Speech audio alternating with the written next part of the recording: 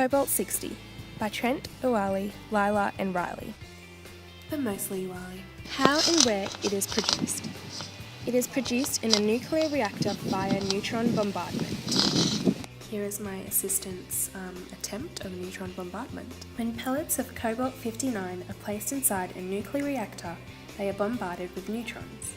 When a neutron is absorbed by the Cobalt-59 nucleus, an unstable Cobalt-60 nucleus forms. Cobalt-60 is radioactive and begins to decay with the release of beta and gamma radiation. Cobalt-60 is a hard, brittle grey metal with a bluish tint. Its mode of decay, beta and gamma radiation. Its half-life is 5.27 years. Cobalt-60 is used in hospitals and surgeries to sterilise surgical instruments. It can also be used to irradiate food to prevent spoilage, like cottage cheese for example. Gotta love that cheese!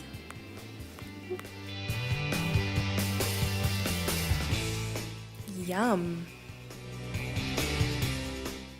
This is all possible because of the high amounts of gamma radiation produced by Cobalt-60. Damn! Wouldn't want to get in the way of those gamma rays. That radioisotope, that'd be nasty.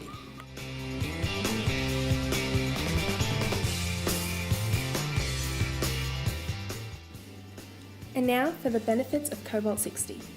Have you guys heard of cold pasteurization? This is the technique of using Cobalt-60 to sterilise food. It is also used to treat abnormal conditions of blood vessels and tumours that would otherwise be inoperable. Cobalt-60 is also used to detect flaws in metal parts in what is known as industrial radiography. Furthermore, Cobalt-60 is able to sterilise items that would become damaged by heat sterilisation.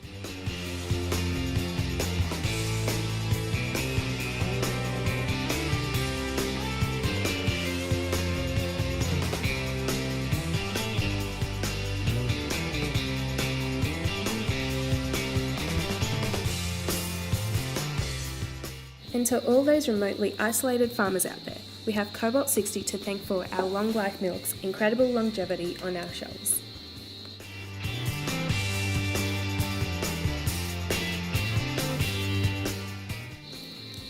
Cobalt-60, you've done it again. Cobalt-60 just keeps giving, folks. Future engineers, note this. It assists in the examination of industrial sites, as it enables us to detect faults or cracks in buildings and pipes, and also joints that have been welded together. Also, its long half-life means that it can be left within metal objects so that routine checks can be made without replacement. It is convenient and cost-effective for industrial use, and its radiation emission levels are relatively low, making exposure to workers in an industrial environment safer. And now, for the dangers of Cobalt-60.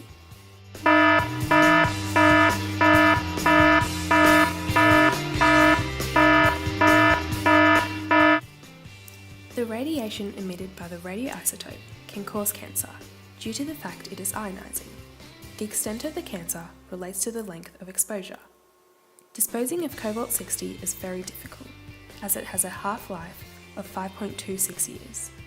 During production, radioactive material is produced, and external exposure can cause skin burns, sickness, and in worst-case scenarios, death.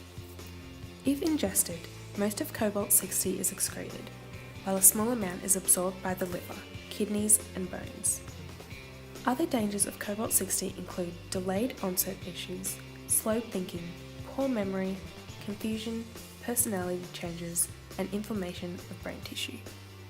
Safety precautions taken when handling Cobalt-60. In order to stay, well, alive, safety precautions are taken.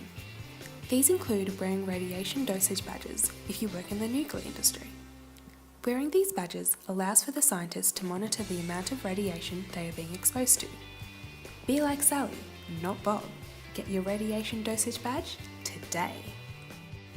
The two main radiation dosage badges are film badges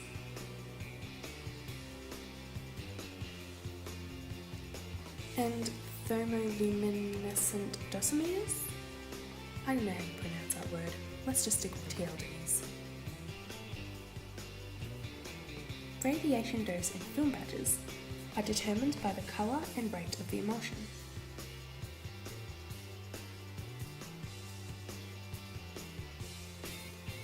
TLD's radiation dose is determined by releasing the trapped electrons using laser radiation or heating. The energy is related to the ionising radiation dose. So there you have it, ladies and gentlemen. Cobalt 60.